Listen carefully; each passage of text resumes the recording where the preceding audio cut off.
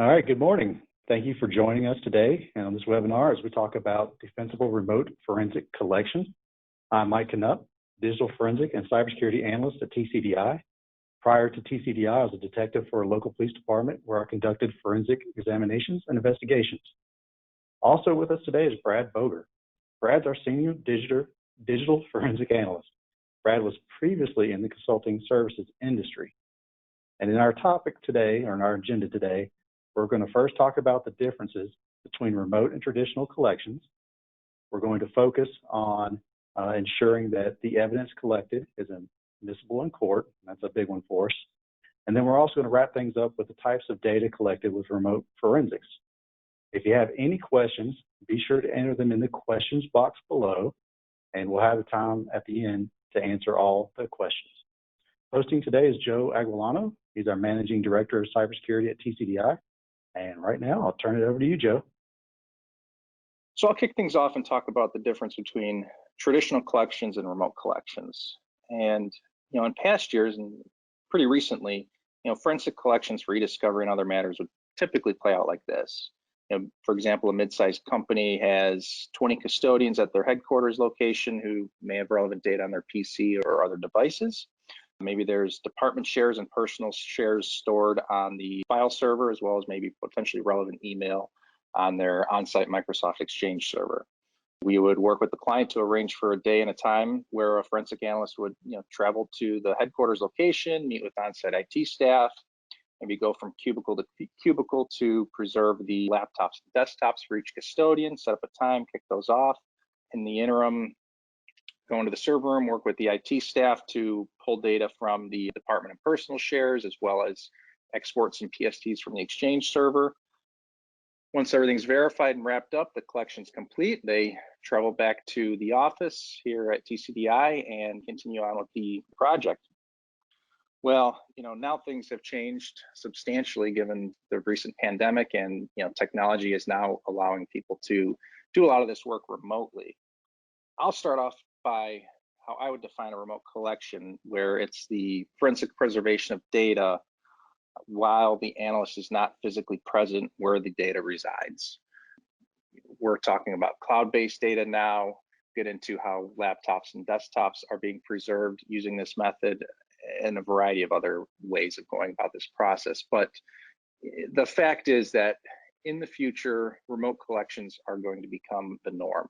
And it was already starting to become the norm leading up to the COVID pandemic, but now we have absolutely been forced into performing remote collections almost in every matter. As you'll see in this chart here, the transition to remote work happened quickly.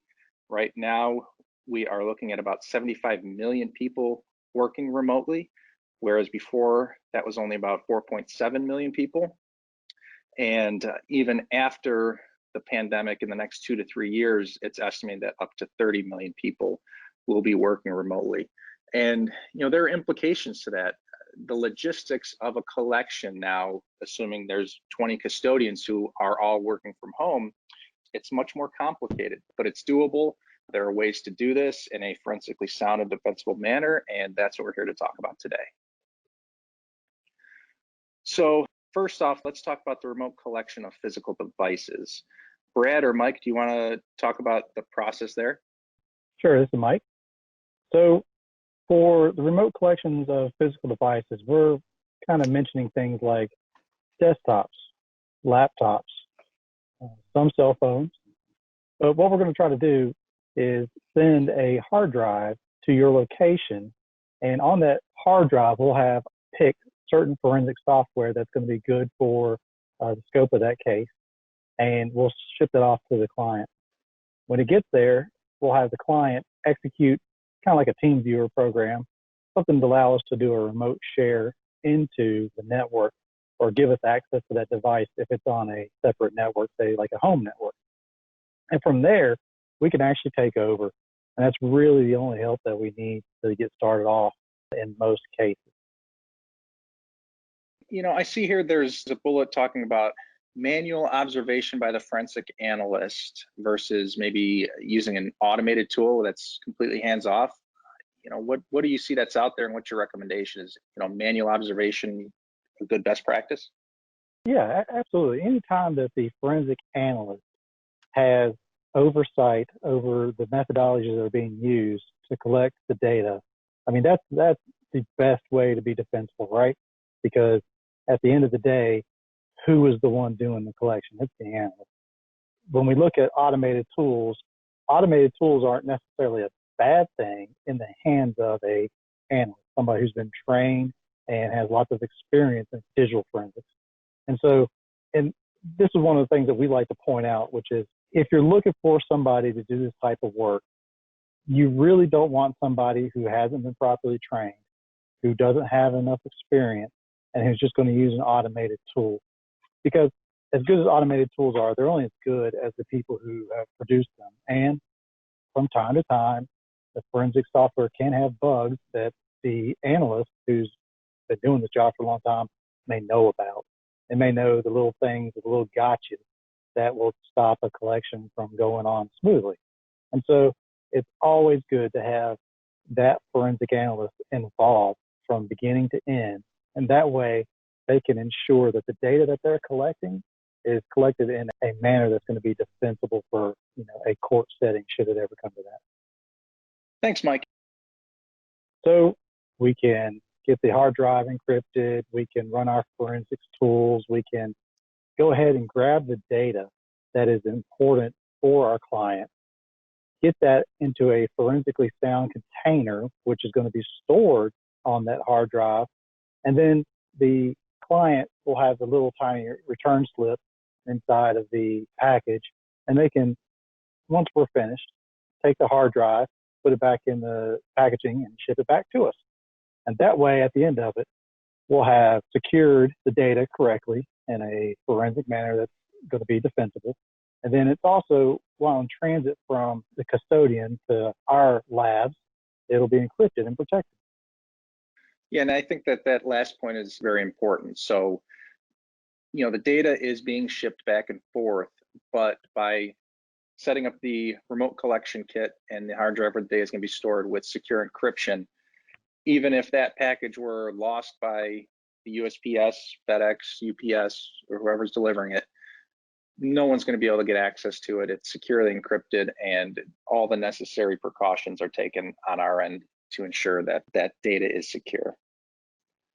In the intro, I touched on remote versus traditional collections, but there's also lab collections as well. They do have very similar processes and collection methodologies, but Mike, you want to add anything to the nuances between the three? Sure.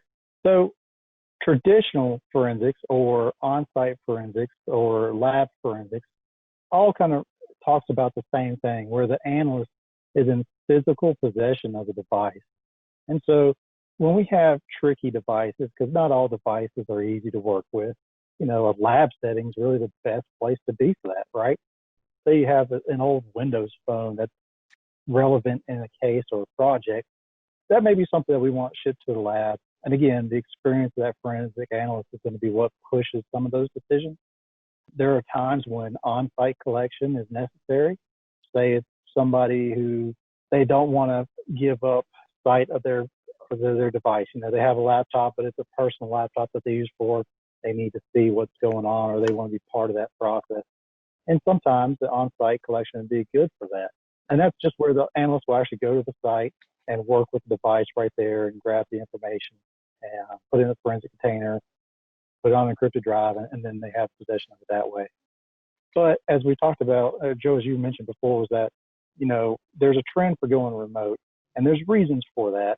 But when clients only need a certain subset of data and they don't need the entirety of a network share or the entirety of a computer or a whole phone, something like that, remote makes a lot of sense. Remote collections, they're targeted. They can be limited to certain devices. You can take one analyst and make them very efficient, because now they can handle several remote collections at once and be more productive for that client for a timely manner. There's other nuances there too. I'm sure Brad could throw in a few examples of when it makes more sense to do remote. What do you think, Brad? Yeah, I mean, there are several instances where remote collections makes a lot of sense, where there's a high security facility where they only allow employees or certain vendors into that location, and we can just send them that encrypted drive, and they can hook it up to their equipment, and we can get what they need for the collection in a very easy and secure manner. So that simplifies the process for them. And of course, there are certain locations that can be very expensive to get to. And if you have multiple locations, it doesn't make sense to send everyone an analyst to all those different locations and make those travel charges really explode for just a simple collection where there's maybe only 5 or 10 custodians. I think about some of what you're saying there because I can think of several times in even the recent past where trying to get a bunch of different custodians together, even though they work for the same company, but trying to get them together to show up at one place at the same time on the same date, same location. It seems like it's getting harder and harder to do, especially when some of those employees of the client are remote. Or working from a location outside of the country where they can't really travel. You can get collections done across border. You can get them all across where the data lies in their organization. Brad, that's a good point. When you have data all across an organization and you need to get to it, but maybe it's only just a fraction of the data that is important in that case. This is another good pro for doing a remote collection is that as forensic analysts, we know exactly what kind of file or system file we need to get the answers to the question that the client is asking. And in that case, remote collections allow us to triage data. So we can really get rid of the 90-something% of data that really has no relevance to a project. And we can really focus in on getting just the data that's relevant. I know cybersecurity has been doing that for a bit, and a lot of organizations are trending to that. Let's get that 1% of data that gets us the 99% of questions answered. And remote collections is something where we can, excel at that and be really efficient at. Thanks, Mike and Brad. When you find yourselves in situations like these where data has to be collected for, e-discovery matter or corporate investigation, again, ensuring that the evidence is admissible is important. And it's very easy for someone who isn't experienced in forensics to, take a peek at data or try and preserve it one way and not do it right. And now they're destroying important evidence and removing important data that is critical for forensic investigations and other types of analysis that needs to be performed. So it's very important to engage in a trusted provider. So we want to talk about what does the forensic team need from the client and what can we provide prior to the engagement to ensure that we start off on the right foot and we're going to get the data properly. And so when it is needed in litigation, it's admissible. And we've used a defensible process. Yeah, that's a lot to talk about, Joe. So it comes down to getting access to the data. And when you have the access to the data, who's going to collect it? And like you said, you don't want the typical IT department collecting the data. And most of them haven't been trained in any kind of proper digital forensics. Their focus isn't on getting to the evidence and protecting it, right? It would be kind of akin to, you have a robbery at a local gas station and you need to catch the person because nobody has ever seen this person on video before, but the person didn't have gloves on. They left a fingerprint on the door as they went out the door. Would you want the first people coming on the scene touching that door where that fingerprint is? No, absolutely not, because then you're going to ruin the evidence. Unfortunately, sometimes that happens when other folks, like you said, take a peek and look at the evidence. So engaging a trusted provider is all about finding people who have that skill set that you need. The people that are going to know to ask the right questions, like who's taking a look at this?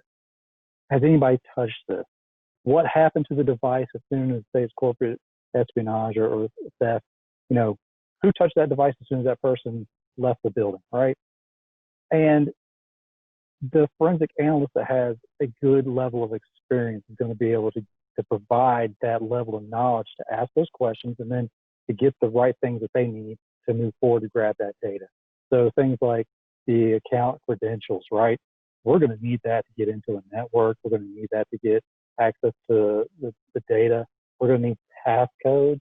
If somebody's providing an iPhone, that's becoming a huge thing for us, because if people are more concerned about their privacy, they may do something like encrypt their iTunes backup, in which case now we need 2 passcodes. That sort of information is things that an experienced forensic analyst is going to know about. From the side for the client, they can provide us the custodian contact information, help us schedule things out. It's a communication process that goes back and forth between the forensic analyst and the client, right? Because what we're trying to do is we're trying to explain something that's highly technical and bring it down to just our average knowledge base, right? So we're trying to set good expectations of what the client can expect and what can we actually get versus what they've seen on CSI. We follow those with the explanations of what's going on, because nobody wants to be left in the dark about, hey, is that company getting my data correctly? I haven't heard anything from them in a while. Those type of questions, a good leading industry forensic analysis who's got lots of experience, they're not going to make those type of little mistakes, right? And then the all important one here is we can do all this work, but if you don't have good documentation, if the analyst isn't taking a little bit of notes here and there, if they're not documenting what they do, at the end of it, how is that person going to turn over the information to the client so that they can actually do something actionable with it? That to me, that's definitely a big thing that could trip a legal investigation up or a project up. So basically, it all boils down to just a few things that are important for clients. Did the forensic analyst do something and get the information, the evidence, in a way that's repeatable, reproducible, and defensible in court? And each one of those is, you could think of it as like a little triangle. If one of those legs is missing, it's all going to collapse. And so oftentimes, if a forensic analyst has been hired to help an organization out, you want to make sure that if the opposing side provides their own specialist, that the information that's located and provided by your forensic analyst is going to match what the other folks find. And so being repeatable, reproducible, those things right there help you be able to maintain a defense that the data that you have is the data that you say it is, and that it represents what you say it represents. Other things that would definitely be a consideration, things that you want to ask a trusted advisor, something like, hey, do you have a chain of custody? How do you guys maintain that? What does that look like? What kind of forensic images are you putting all this data into? Are you using just a zip file, or are you using something like a EO1 image that's industry known, right? And then the other part of it is, after you gathered all this data, how do you know that the data hadn't changed while you grabbed it? And so you would expect that a forensic analyst that's worth their salt is going to say something like, well, yeah, we utilized a tool that hashed all the information while we were collecting it.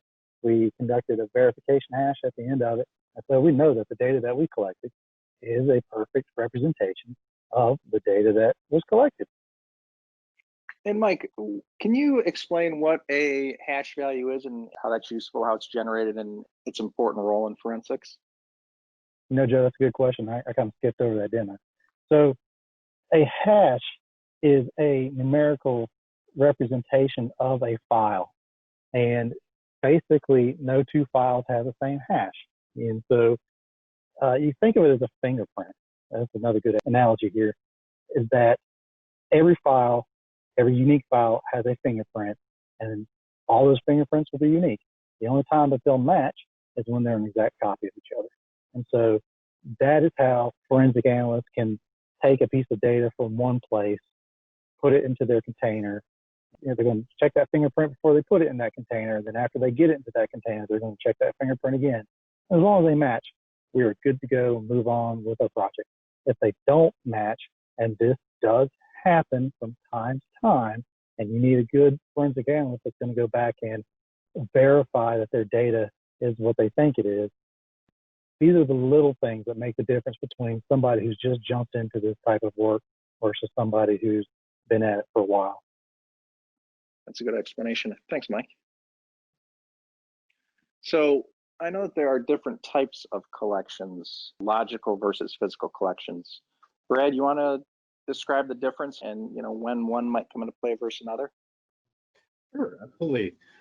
There's two basic types of collections we talk about. We forensically collect data. There's the logical collection, which is more the average user's experience of using a computer or a phone or a device or a network connection. It's the files that they're used to seeing when they are using the device.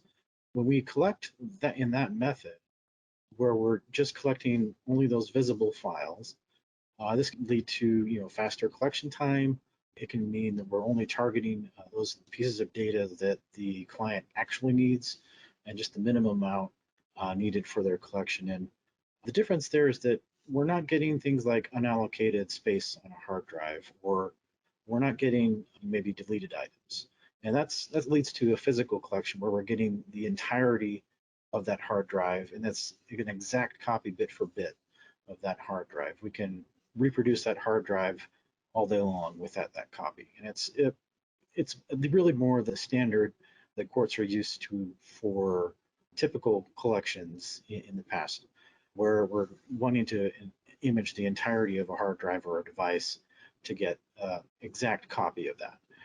And that's certainly will allow for recovery of deleted items and some deep analysis available for the activities of that user of that device, so they can get more full information for the client and the case that they're trying to support.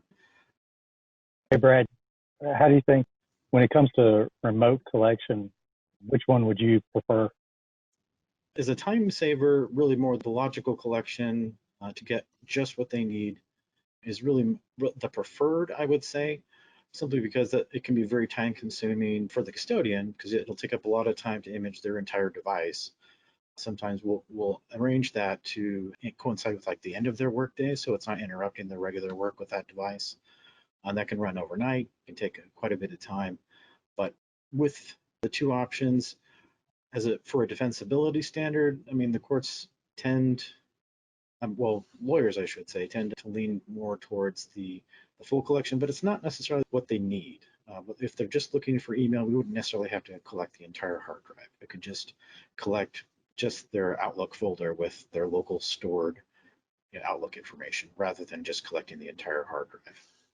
And the benefit, though, of a physical collection is if later on they say, well, I know I only need email when we first collected it, but now I need, the My Documents folder. If it was a physical collection, it's easy. You just go to the image, you pull the My Documents folder, right? If it's Absolutely. the logical collection, now we're sending out another remote collection kit, and so you've got to almost recollect and go through the process all over again.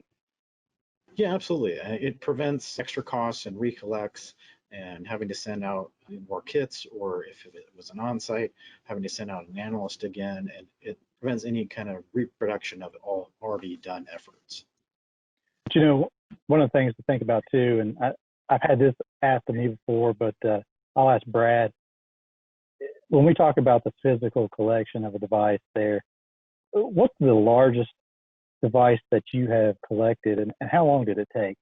I would say when it comes to largest, I think of servers where there's several hard drives in there, for file servers, there are email servers and web servers, all the like, kind of stored on the same machine, maybe even virtual machines. The largest one I can think of ran about 20 terabytes. That ran into several days to collect from start to finish there. Of course, the more modern the hardware, the faster the connection we're probably going to get when we collect that. And that can be something to keep in mind, whether it's practical to do a remote collection as to do an on-site, or if we have the right hardware to send out for that kind of thing, because the data size can be a factor when we're considering what type and where to do that collection.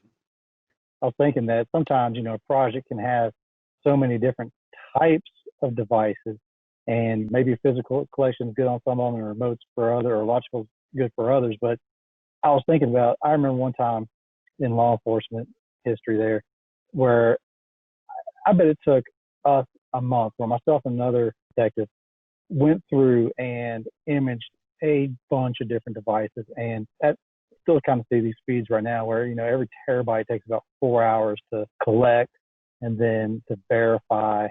So I think we ended up with somewhere between 10 and 11 terabytes worth of data, but it took us a month. That was with search warrants provided so we can get to the devices quickly. But, sometimes it's a matter of, man, that's just a lot of data and it may not always be applicable, And sometimes I've noticed that we've had clients before that say, well, how long is it going to take to download something or to get an extraction or collection done? And a lot of that really depends on the device and how much data is on it. I think sometimes that helps us drive and help our clients decide, hey, which was the better idea here? Ultimately, the client's going to have a goal and an end goal in mind, and we need to stick with that. But sometimes we can really help clients.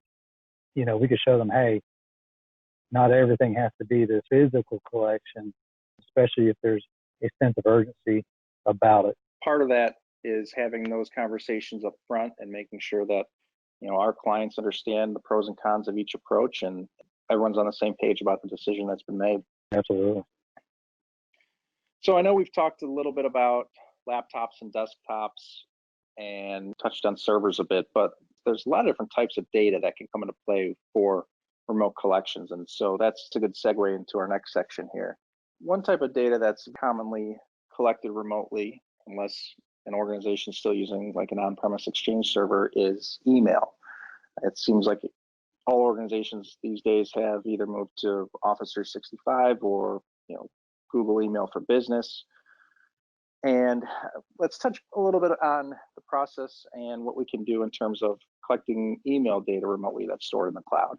Sure. With the two big daddies of the game, Office 365 and G Suite, which is Google's product, those are really exclusively collected remotely. We're going to get admin credentials or certain credentials that have privileges to log in as one of their admins and be able to search and do date range and search terms if the case calls for it, and then export out only what they need, or just collect the entirety of an email account. And those can provide other sources of data. I mean, with Office 365, you have Teams, you have OneDrive, and Skype for Business and SharePoint, all these different data sources that you can search at the same time and be able to really pare down that result. And of course, with Google's G Suite, you've got the same sort of suite of products there that we can also collect remotely, and we can still search prior to exporting, which makes it very simple for us to gain those credentials at the beginning of the collection and then dig right in and get the job done for them. And the same can be said for all those webmail and hosted email from other providers. Of course, you've got your big names, your Gmails, your AOLs, and Outlook.com, the free accounts. We can collect those in lab remotely with a little and sometimes no intervention by the custodian. Like with Google, if we're collecting that remotely, they might kick a code to their phone and we'll have to just tick that code because we're logging in as them. Google is noticing that we're logging in from a different location, and so it triggers a security alert as it should. And we can... Hey, Brad, are you referencing two-factor authentication there? Yeah, two-factor authentication, which is certainly something we have to ask about when we are asked to collect an email provider we haven't necessarily heard of, but uses technology that we can collect in lab. It's something that keys either a code to a device or another email account that keys another form of authentication other than their username and password to log into their account. And a question that often comes up when we are being engaged, and it looks like there's a similar question from the audience here, is can you recover deleted email from O365 G Suite or some other cloud-based email account? I hear that all the time. What's the answer to that, Brad?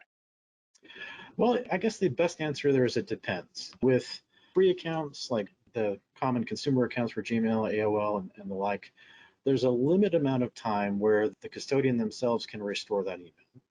It's generally no, we can't really recover anything from a webmail or hosted email account. it's not already restored to that account. We're going to see pretty much what the custodian sees. Now with Office 365 and Google Suite, because we're logging in as an admin, sometimes those admins will set preferences longer than just the standard 30 or 60 days to hold that in. While the custodian may delete the email and goes into a kind of a pool, it'll hold on to that longer than a regular Google account would, or a regular Office 365 account where a consumer account has that. And we can look into see what are their preferences, how far back are they holding that pool where it's deleted but not yet purged from the system. So we're likely to get deleted items from an Office 365 email account or a Google Suite account, but depending on how far back those admins have set those preferences. Yep, and I think you hit the nail on the head. And my standard response when someone asks, generally speaking, can you recover some deleted data? Well, it depends how long ago was it deleted, and there are a lot of other factors at play here. But generally, the time it takes from when it was deleted to today, the shorter that interval, the more likely we are to be able to recover anything. But again, we don't know until we look. That's right. So one thing we haven't really touched on when it comes to remote collections is cell phones, and those have come up more and more in recent years when you're encountering litigation holds or forensic collections. There's text messages, there's app data, there's geolocation information, there's a lot of data on cell phones that is important to these matters, and we need to preserve them. And preserving them remotely does present some challenges, but there are ways to do it. So let's talk a little bit more about that, starting with iPhone and iTunes. Mike, you want to touch base on how we go about remotely collecting iPhone data? Yeah, be glad to. So iPhones, man, I love to hate them. And that's because I'm more of an Android guy, but Apple really does do a great job at preserving data on their devices. And when I say that, what I'm really referring to is that Apple keeps so much information on that device, and it's there, and a lot of it's accessible to the user if they know how to get to it.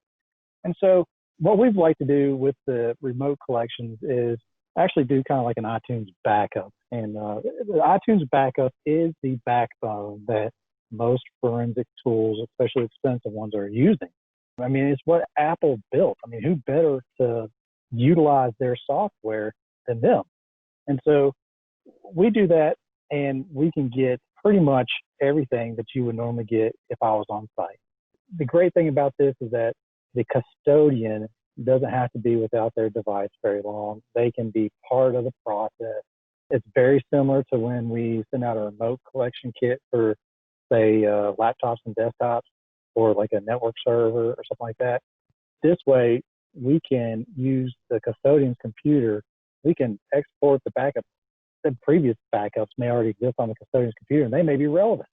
And we can grab all of that, again, put it on a encrypted drive, get it to us so that we can process that data in a way that now we can filter and provide the scope of the engagement that we've been asked to do. And so when it comes to iPhones, I love it when I hear clients say, yeah, we have 3 or 4 iPhones that need to be collected. I get a big old smile on my face because it's relatively easy and efficient for us to do. Well, it sounds like Apple's doing us some favors from a forensics perspective to make things easier with that iTunes backup. But what about Android or other types of devices? Are those a little bit more complicated? That definitely throws a curveball to some degree. A lot of our forensics tools absolutely integrate with Android, and we can get lots of artifacts from those devices. When it comes to doing remote acquisitions of those devices, it gets kind of tricky.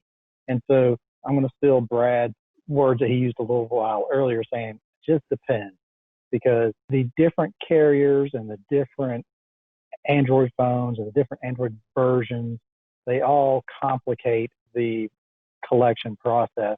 And sometimes the answer is going to be like, yeah, we can help you out on that remotely.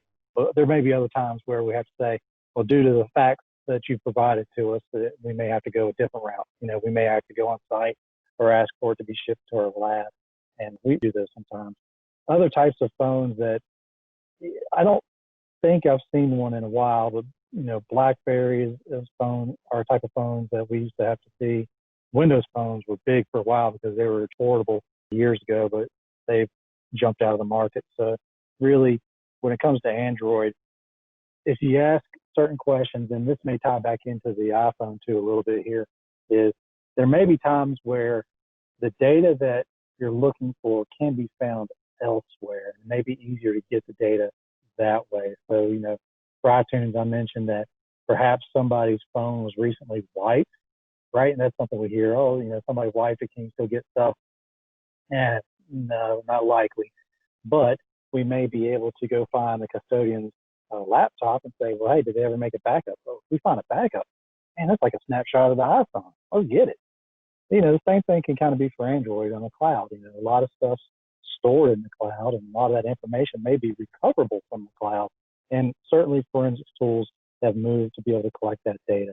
And again, I don't want to say, specifically which devices can or cannot be collected at this point in this discussion, but there are opportunities. And this is when we talk about, a trusted advisor.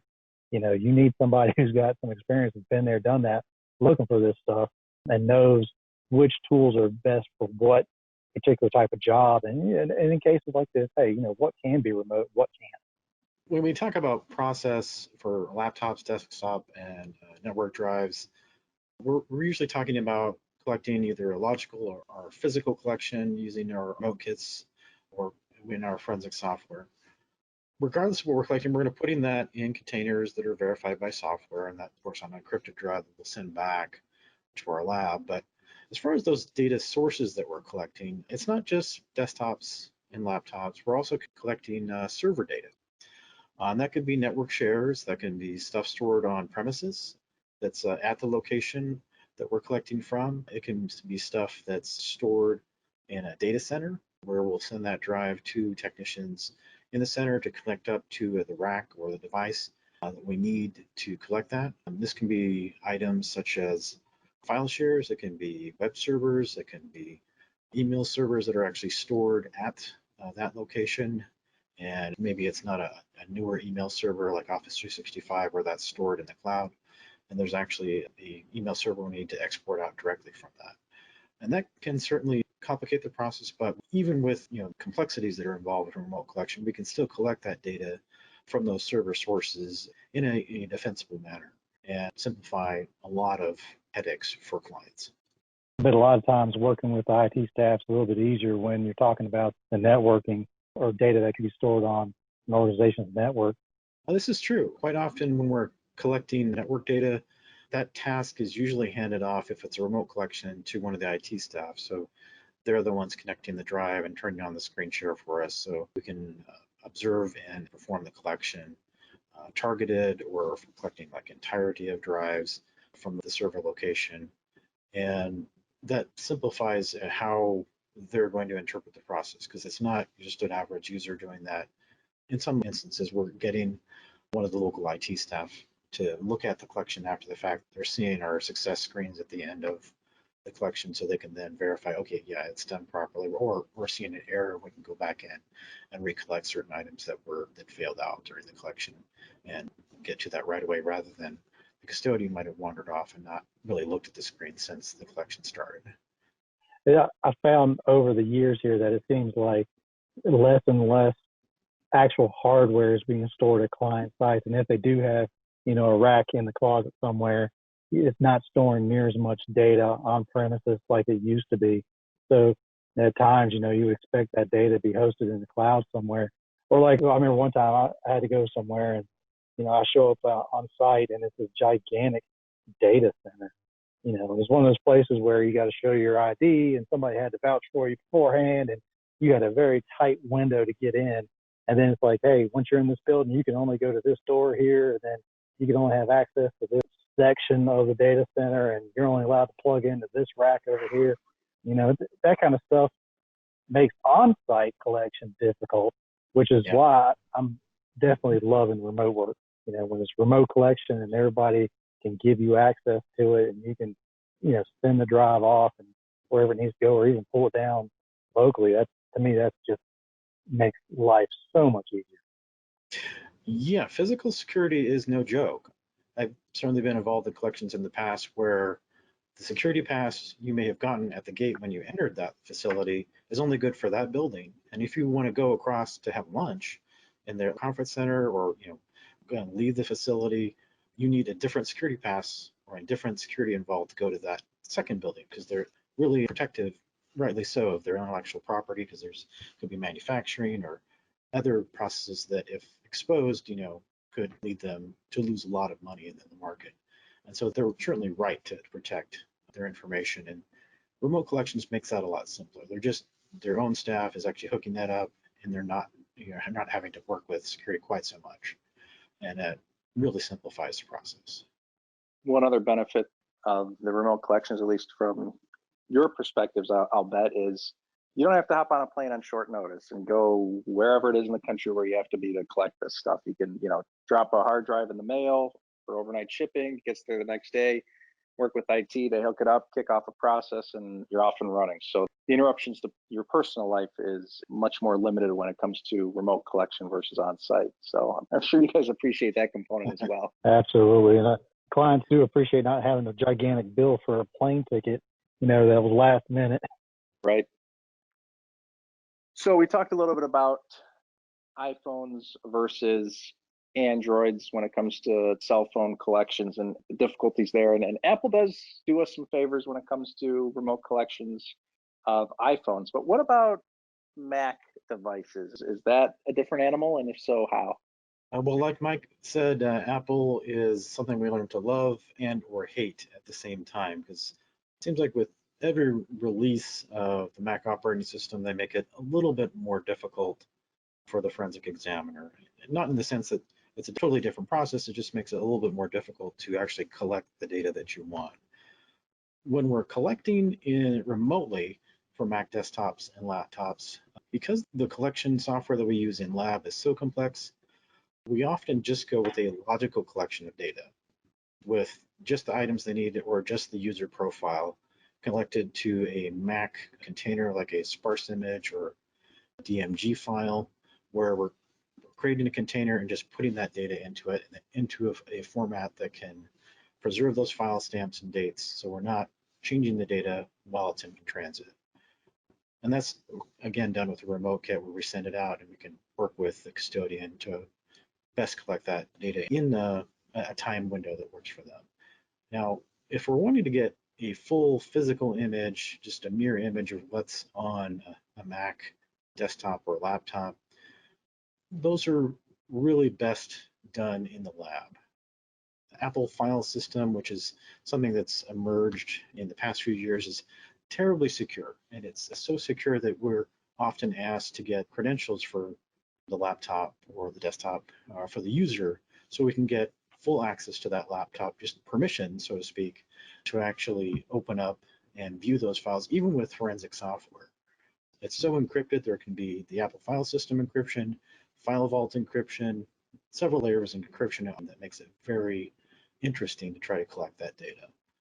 And that's certainly something that comes up quite a bit when we're talking about Macs, because even the modern Outlook for Mac, for the most recent one, Office for Mac 2019, has a slightly different encryption scheme for the mail that's stored in it, in so much that we have to often use a Mac to decrypt that data into a format that can be ingested for e-discovery.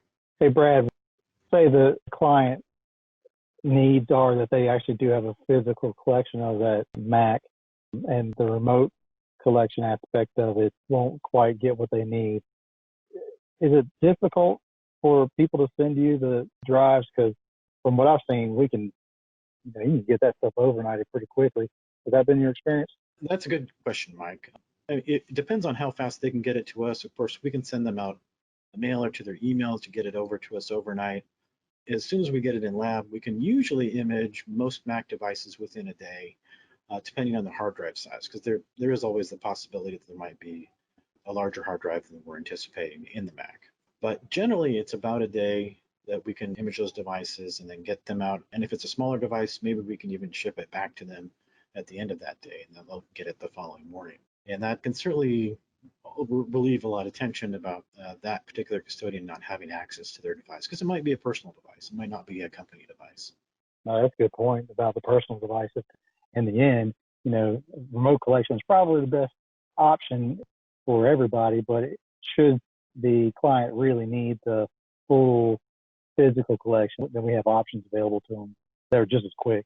Absolutely. And if they're going to be without their computer for a certain amount of time just while a collection is happening anyway, it might as well be done with best practice and in the lab where we have the best tools available. All right, thought about that being defensible in court. Yeah, absolutely. Last but certainly not least, how about social media, instant messaging, and web-based storage? These things absolutely do come up quite often. We're talking about Google Drive, Slack, which is very popular these days.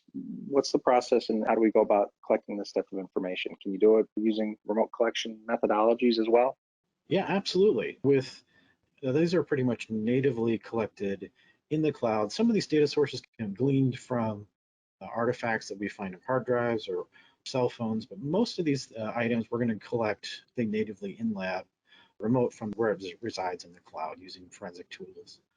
And certainly with social media, we get some crossover from that onto cell phones, but we're not going to get necessarily the full picture if we're just collecting from a cell phone. We want to get, if they want a deep dive into a person's social media, we'll want to collect direct from Twitter, direct from Facebook, or direct from Instagram. And if we want to find out where they've been and where their GPS location data is, we want to collect direct from Lyft or Uber if they're using that. And certainly a lot of those cloud storage drives can become very important to investigation. So if we want to collect that, all we would need, just like any of these really, is we'll need the custodian's credentials. And maybe some instances where we'll have two-factor authentication, just like email, where the custodian might have to tell us a code or email us back a certain credential just so we can get into the account to collect that. Quite often it's just a code that's kicked to a device where we're collecting that right after that. And we can reproduce those results, and they're defensible in that we're using forensic software to collect that, and it's exactly the way it's going to be stored in the cloud because we're collecting direct from that provider rather than through a device or hoping that we're finding some artifacts on a hard drive for a laptop or a desktop. And we can certainly put those in containers very easily with web-based storage with your Google Drives, OneDrive, Box.com, iCloud, and Dropbox. We're going to be able to pass along those containers for web-based storage without removing any data, preserving the file stamps that we need to get what the client needs for their case. And certainly with instant messaging, the process there is different for what source we're looking for. For Slack, what we're looking for there is sometimes we're presented with a case where they've already got an export from their admin, I call it a corporate export, where they already have a series of containers. It's the entirety of their chat history for the entire organization. And they don't necessarily have the tools to pare down that data into something that matches their investigation or the case they're trying to support. They only need communication between these individuals and these dates. And we can pare down that corporate export into just the messages that they need. And we can pare that down in a way that's really easy for the client. All they do is provide that export, and we can use our forensic tools to pare that down. And we can do the same thing with an individual account where we're getting those credentials for the custodian. We'll collect direct from Slack with Slack's cloud storage and pulling that directly down. So we're getting either a date ranged or just a full collection of that particular user and getting all their messages in a way that's easy to reproduce and easy to export. With Microsoft Teams, we're using in Skype for Business, we're using Office 365's admin control panel to both search and collect and export that data. And that's just with admin credentials provided by the client for us to log in and give us export privileges. Google's pretty much the same way. We're collecting direct from Google's cloud source and getting a container that's easily searched and provided to the client. WhatsApp, there's a number of different ways to get that. You can get that from a cell phone where we're going to have them do a local backup, or we're doing the backup ourselves if we have the phone in hand. and then we're pulling that direct out of the phone after the fact. But they, may not want to give up their phone for that collection, and that the client still needs their WhatsApp data. So we can just use their credentials to log in, and again, it'll kick a code to their device to allow us to log into them. But we can pull directly from WhatsApp and pull that down into formats that are best ingested by early case assessment programs, or just simply providing them results in different formats that can allow them for review of those items. But all of these are natively collected remotely. No one's going on site to collect these items. It's best done in the lab, remote, using forensic software. I see that we've got some questions in the question box here at the bottom. So I'm going to try to answer some of those questions as we go. Let's see here. We have one that says, are all text messages backed up to iTunes, and are they accessible? That's a good question. And it comes down to yes and no. If we're speaking of devices that we have updates and they're relatively new, then what we can say is that the text messages, if they're not using iCloud to back them up, they will be accessible. If the user and the custodian has the iTunes backup turned on for text messages, then no, the iTunes backup that we could do on the remote computer wouldn't necessarily have those text messages. So then it becomes you may have to go to two different places to get all the data. So the first place would be an iTunes backup, and then the second, and that's on the computer, and then the second type of collection would be the iCloud collection. And so it may be a combination of the two that gets you all the data. Let's see, do we have any other questions anybody has?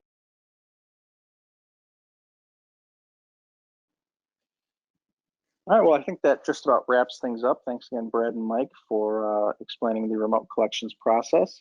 Sounds like it's a classic win-win all around, both for us to make things easier from a logistics perspective, as well as for the client who doesn't have to worry about the time and the cost for sending someone on site to do a collection, all the while maintaining a defensible process to ensure that the evidence is admissible in court. So if anyone has any collection needs in the audience, please consider TCDI. In addition to digital forensics, we also offer cybersecurity services, including penetration testing and incident response, as well as a host of litigation management solutions that includes data hosting, as well as document review using our managed doc review and military spouse managed review program. So please keep us in mind for any e-discovery or litigation support needs that you may have in the future. Appreciate everyone's time. Thanks again.